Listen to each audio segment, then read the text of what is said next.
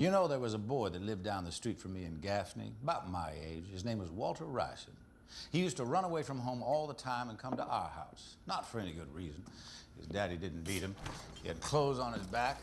The Rysons had way more money than we did, but run away he would at least once a month and come straight to our place. Now, usually, my mother would call his mother and she'd come and fetch him. But about the 9th or 10th time this happened, Walter ran outside, climbed up into a tree in our backyard and wouldn't come down for nothing. Now, my mama said to his mama, well, why don't you let us keep him for a while until he feels like coming home?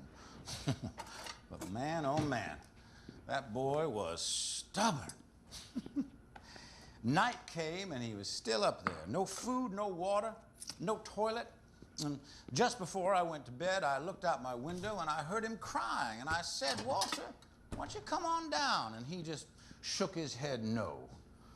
Well, the next morning I woke up, I looked out the window, and Walter was still up in that tree.